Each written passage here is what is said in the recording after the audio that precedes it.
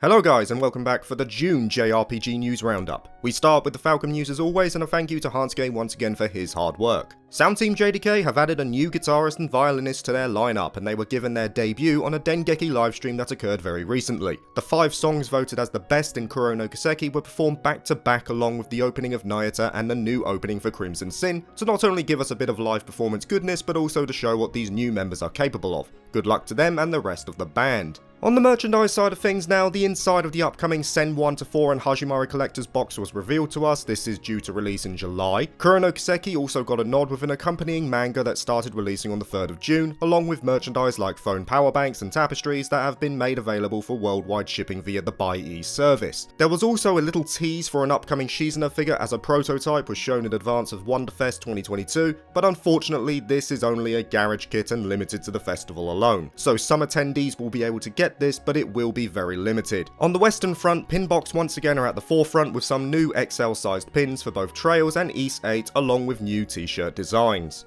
On to the games now, starting with some sales figures. Nayata no Kiseki Ad Astra didn't perform too well on the software side of the spectrum, selling just over 3,000 units in its first week. This ranks it as one of the worst performing titles from Falcom on the Switch. In comparison, the PS4 version from last year sold 4 times the amount in the same period of time. The West on the other hand performed well, with Nippon Ichi Software Japan stating that Neon Falcom licensed products for both America and Europe performed very well with mainstays like Disgaea. NIS America also teased information relating to Trails to Azure on the 10th, and this was followed by the official website launching along with the pre-order window opening for the limited edition. A character trailer was also shown to follow up with its Zero Contemporary last month. Talking about Trails from Zero, that also did get a mention, with Durante detailing features specific to the upcoming PC ports like full mouse support, a message log and 144 FPS. Durante is well known for his excellent work on the PC ports of Falcom titles. I've no doubt he'll do the same with this and the upcoming Azure PC ports. Now on to Kuro no Kiseki Su Crimson Sin. Naturally, if you don't want to see this, then jump forward to this timestamp. As part of a Dengeki livestream on the 9th of June, it was revealed that the game will release on the 29th of September in Japan, with Clouded Leopard Entertainment bringing it to Asian markets sometime in 2022. More details were given on the game, like a chapter progression system similar to Reverie, and the introduction of stealth missions specific to Swin, who, as said last month, is returning along with Nadia. There were also S-Craft showcases relating to some of the characters, with the cut-ins themselves being a new addition to Crimson Sin. As you would expect as well, a full rundown relating to the limited edition and pre-order bonuses was given, with a limited number of pre-orders getting a 1,000-page scenario book from any retailer. Falcom are really pushing this as well, if this life-sized Grendel statue in Akihabara was anything to go by. Finally, near the end of the month, once again as part of a livestream with Dengeki, Crimson Sin got a new promotional trailer which gave players an idea of some returning faces, along with what this plot might entail. But that's not all for Falcom on the game side, as there was some exciting news relating to the new East Game 2, which has pretty much already been confirmed as East 10. The first concept image has been shown, suggesting that this might be one of Adol's early adventures considering his supposed age here. It was also mentioned by Kondo that the newly introduced elements will maintain the style of East, but have also been likened to a Souls-like game. Now when I hear this, it makes me think that maybe the game is reverting to how it used to be in terms of difficulty within the Pishtim engine titles, but with the group-based elements still a part of it in some way. A mix of the 2 previous generations, if you will. Either way, I'm excited to hear more about the next game in the East series. Moving on to the general JRPG news now, starting with Atlus, and yes, there was some very big news for them as well as a few other companies in this roundup, but we'll save that for the upcoming releases. Animate will be having a collab as part of the much documented 25th anniversary of Persona, with original artwork aplenty on offer. It starts on the 22nd of July and ends on the 28th of August. The upcoming release of Soul Hackers 2 saw a new trailer released in line with the daily updates, and the limited edition was also put up for pre-order on June the 10th, albeit in very limited quantities. I dare say by now, it has since sold out. Finally, for figure collectors, the pre-order window for Amakumi's 1/7 scale figure of Kasumi will close on July 2022. You can find the pre-order for this on Army if you're interested. Talking about figures, we now move on to Atelier Sophie 2, as the titular heroine is also getting herself a Nendoroid via Good Smile Company, in addition to the 1/8 scale figure from last month. Pre-orders don't appear to be open as of yet, but you can keep an eye on it via the GSC site or Twitter handle. Utawarerumono now, and in addition to the new prequel title that is due to release soon, the anime for Mask of Truth will begin premiering on July the 3rd, with the first 2 episodes to be played back to back. It's planned in total to have 28 episodes and is licensed for viewing on Crunchyroll. Moving now to the urban action RPG called Zenless Zone Zero, which was announced last month, but has since received a new trailer showcasing some more gameplay for those who have taken an interest. Next up is Fairy Fencer F Refrain Chord. It got a new 4-minute trailer on the 28th showcasing the mechanics on offer. It also put its limited edition up for pre-order for those looking to support this surprising SRPG announcement from last month. Senran Kagura 2 Deep Crimson now has a physical 3DS version available for pre-order via Limited Run Games. It's a fairly niche title, but some may recognise it from its recent crossover with the Neptunia series in Ninja Wars. Now on to the Dot Hack series, which celebrated its 20th anniversary this month. A trailer was released in commemoration of this and showcases various events that will be held in light of said milestone, like the release of a 20th anniversary book, anniversary exhibit, and a commemorative art book and CD, which will be released in December of this year. The anniversary book itself, though, can be pre-ordered now on the likes of Amazon Japan and Ebten. A link is in the description for those who are interested, but you will probably need a proxy if you live outside of Japan in order to do so. Next up is indie developer Stegosoft Games, who will be releasing physical versions of both Arafel Enhanced Edition and Rise of the Third Power for PS4 and Switch via Limited Run Games, and this will come as a combo package. I've played Arafel myself and think it's a decent game, especially for the price you're paying, so I have no qualms recommending that, and I imagine Rise of the Third Power is more of the same. A window to order it doesn't appear to be up as of yet, but you can keep up to date with this via the LRG or Stegosoft Twitter handles. Moving on to Fire Emblem now, and first of all, it appears that both Edelgard and Bernadette are getting pop-up parade figures, and they'll be up for pre-order till mid-August. But of course, the real buzz was that Free Hopes also released on the 24th of this month, with the game itself receiving a fair level of plaudits for its solid gameplay fundamentals. On top of this though, there were rumoured leaks concerning the new mainline Fire Emblem game as well, with suggestions that it has been finished for over a year as it was originally planned for the 30th anniversary of the series. However, Nintendo decided to hold on to it. In addition, there were added details given via a Reddit post over 2 weeks prior stating that this was a brand new story, with the likes of Gust being heavily involved in the vigils. An apparent Emblems gimmick will also allow the summoning of Fire Emblem characters from the past, but nothing more has been heard of as of yet. Now to Xenoblade, which of course is now under a month away from the newest entry's release, and Nintendo were keen to show off more of the game via Nintendo Direct on the 22nd of June with gameplay, screenshots, and the announcement of an expansion pass too. But the real highlight for Xenoblade Chronicles 3 this month came in a logistical nightmare surrounding its much demanded limited edition. Originally put up for pre-order in early June, Nintendo's site couldn't handle the increase in traffic, resulting in many being stuck in the queue for hours. Eventually, Nintendo pulled the plug on the whole thing and said that the window would reopen on the 30th of June, which of course means that come this video's release it has since ended and it has apparently sold out as of now on the North American side. EU on the other hand still need to wait till late July to be able to pre-order the items. One Piece next, as that was given a new story-based trailer as part of Summer Games Fest. However, soon after, as part of the developer's diary, the turn-based gameplay was also shown off too, so this particular facet has now been straight up confirmed. I won't be buying it personally as I'm not a fan of the anime, but make of the gameplay what you will. Either way, it seems like the game itself is shaping up nicely. Jumping over to Square now, and there's a fair amount to go over. First of all, after a 28-year career with the company, producer Shinji Hashimoto has decided to retire. Some may know him as the brand manager for Final Fantasy for around a decade and the executive producer for Kingdom Hearts. Happy retirement to him. Talking about Kingdom Hearts, some more merchandise went up for its 20th anniversary, like umbrellas and some more watches via U-Treasure. Not cheap as you would probably guess, they're around 36,000 yen each, but they're there if you want to take a peek. Link is in the description. A new A2 figure from Nier Automata has been made available for pre-order, so figure collectors have something to check out there. A new Final Fantasy arranged soundtrack called Modulation by Uematsu will be releasing on November the 9th, with 10 tracks spread over a wide range of the series. This can be ordered from Square Enix Japan. Now for those who wanted a t-shirt from the recent 35th anniversary collab with Uniqlo, pre-orders have now returned. I've linked the site in the description if you want to check it out, but I'm not sure if these are for worldwide release, so again you might need that proxy service to partake. As for other merch, there was a 25th anniversary broadcast for Final Fantasy VII on the 16th of June, and on there was a full rundown of merchandise in addition to the other announcements which we'll talk about soon in the upcoming releases. But the merch included items like alarm clocks, figures, and accessories along with an upcoming vinyl set for the Final Fantasy VII soundtrack.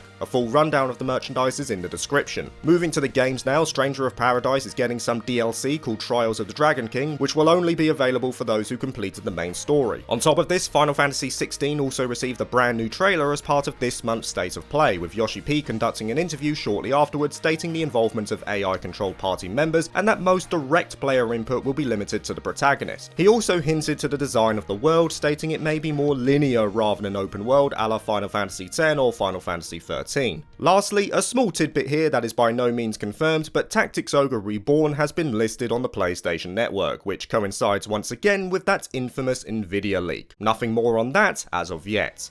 Now, since we are covering Square, I felt it was best to end with Star Ocean: The Divine Force, as that's got quite a bit of news as part of a broadcast on the 29th of June. The game was rated in Taiwan on the 11th of June as 12 due to violence and spicy references which hinted players into believing a release date was near. And come the livestream on the 29th of June, that hunch was answered, as Divine Force is due to release worldwide on the 28th of October for PlayStation 5, PlayStation 4, Xbox One and Series and PC. It also showed off the Japanese limited edition, which comes to around 18,000 yen, but it appears to be worth the asking price based on the contents alone. I'll link that in the description for those interested. And in addition to showing off some new gameplay and features specific to the game along with introducing new characters, there was also a nod to a dual protagonist mechanic which gives differing perspectives based on who you choose. It seems like as a result of this you can get a more sci-fi experience with Raymond or a fantasy element with Letitia, but it remains to be seen how this will impact the overall story. Either way, it's looking pretty good at the moment, and I'm personally looking forward to its release after seeing this. Plus, that upcoming release of Divine Force segues us nicely to the final section of this roundup, that being the other upcoming releases. There's a lot this month, so I've split this section into subsections this time around to better organise them, but first we'll start with some cancellations and delays. First of all, Metal Max Xeno Reborn is leaving the PlayStation stores for both EU and NA come August of this year, most likely because of the new edition that recently launched by publisher P-Cube. However, its sequel in Metal Max Wild West has since been cancelled by Cancellations Games, stating that based on its current development and other related factors, they decided to pull the plug. No further information was given here. One of the most looked forward to indie titles of the year in Sea of Stars has also seen a delay till 2023, with reasons cited relating to the development team's quality of life and the game's quality itself. No problems here, I dare say most people will be fine if the developer needs more time to look after the game and themselves in equal measure. Finally, one more delay, and unfortunately it is another big one, though I can't say we're surprised anymore. Grand Blue Fantasy Relink has seen a kickback to 2023, with main reasons put down to the backlog spawned from the aftermath of COVID, but also the large scale of the game requiring a fair amount of polish and optimization as it enters the final stretch. Further details are due out in December of this year. Anyway, to actual releases now, starting with some dungeon crawlers. Labyrinth of Galeria, The Moon Society is coming west to PS4, 5, Switch and PC in 2023, with NIS America being the publishers. In this game you can customize around 40 characters, traverse the ever-deepening dungeons, and it comes to around 50 hours of gameplay. It will also come with Japanese and English audio. Class of Heroes 2 will be coming to PS4 and Switch, no release date has been given as of yet, and it will only get a digital release. It'll be a remaster following the original release on the PSP back in 2009, and the PS3 port of 2010, though at the moment details are scarce. Lastly, Labyrinth of Zangetsu will be launching September the 29th in Japan for PS4, Switch and PC via Steam. Unfortunately at the moment this one appears confined to Japan and won't be coming worldwide, which is a shame as the art style alone looks quite enticing.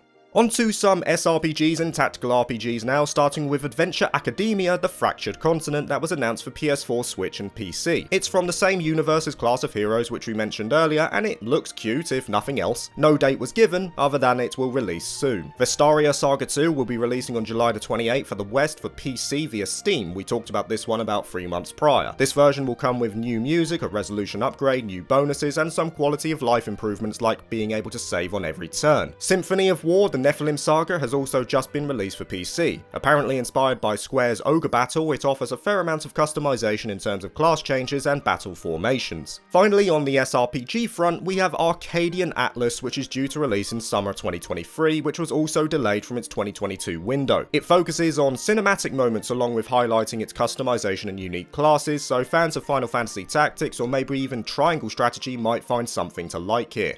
Now we move on to some indie titles, starting with RPG Time: The Legend of Wright, coming to PS4, Switch and PC for August the 18th, 2022. It takes on the art style of a storybook, giving it a pretty unique aesthetic, and hopefully its substance can match up to that. A demo went up for Cricket, Jay's Really Peculiar Game, which ended on 18th of June on Steam. Even though the demo has since ended, I wanted to give it a shout as it appears to be a game where 5 characters participate in turn-based combat, with some additions to spice up the traditional formula like attack meters. It's also stated that actions will have consequences in this game, and it was giving me some Earthbound vibes, so I've got nothing to lose from including it here. Creature Collector Cassette Beasts will be releasing for Xbox One, Series, Switch and PC at a yet unannounced date. It's been showing off various mechanics though in light of its upcoming release, like fusions that boast around 14,000 uniquely animated combinations. A deck building life simulator called Moonstone Island was announced for PC and Switch and is due out in 2023. You take the role of a young alchemist and you partake in both exploratory and social events like home building. Looks like a chill experience. Finally, on the indie front is a Chrono Trigger and Final Fantasy VI inspired RPG called Alterium Shift, which is due to release for as yet unspecified consoles and PC. Combat is once again turn-based with simple experience-based progression and sports a 2.5D art style. A demo will be available in Q3 of this year on Steam. And last of all, let's go over some of the big releases away from the indie sphere. We start with the Ace Attorney trilogy, which is now available on mobile platforms. This doesn't really need any introduction, I'm sure. Next, as part of the Saga livestream at the beginning of this month, Romancing Saga Minstrel Song will be coming to PS5, PS4, Switch and PC along with mobile platforms this winter. It will maintain the charm and intricacy of the original remake on the PS2, but will also offer quality of life features and a HD graphic overhaul befitting a remaster. Maiden Abyss Binary Star Falling into Darkness will launch on September the 2nd for PS4, Switch and PC. This has been getting a fair amount of updates over the past couple of months. Confirming rumours from last month relating to some listed DLC on Steam, Rune Factory 5 will indeed be coming to PC this summer following on from its Switch release. This might also work to circumvent the performance issues from the original version. Now onto a game mentioned in June's State of Play called Eternite for PS5, PS4 and PC. It's an action RPG and dating sim hybrid and caught my attention immediately. It looks like something I could definitely enjoy. I imagine it might also have a fair level of replayability depending on what path you choose to go down. This will launch in early 2023. Moving now to Atlus, I said there was a big announcement concerning them in their section earlier, and I'm sure many already know what it is. Well, here it is anyway. Persona 3 Portable, Persona 4 Golden and Persona 5 Royal will all be coming to Xbox Series, PC, Xbox One, Switch, PS4 and PS5, and this was shown during the 25th anniversary Times live stream. Obviously, games that are already on their current platforms like Persona 4 Golden on Steam are excluded from that announcement as, well, they're already there. Either way, Persona is going pretty big here, and now pretty much everyone will have the chance to give them a go.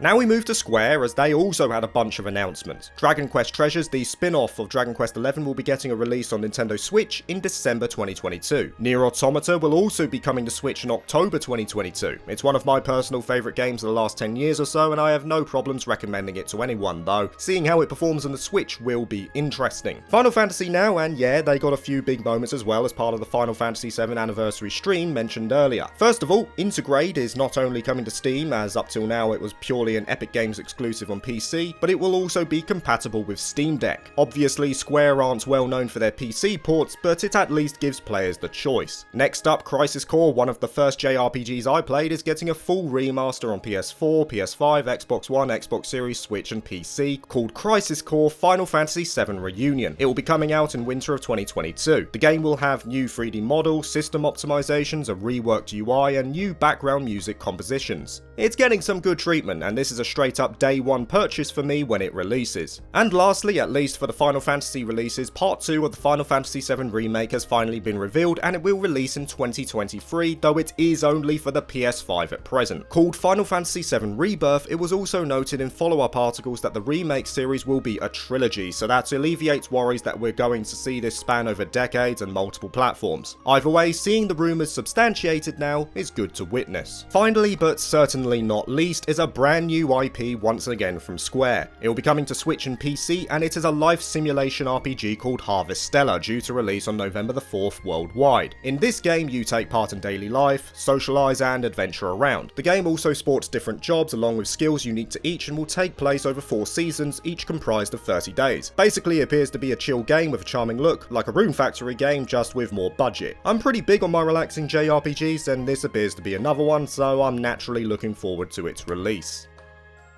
And there it is guys, your June 2022 news roundup is complete. Please like and subscribe if you want more JRPG goodness, and consider joining my Patreon if you're interested. Peace.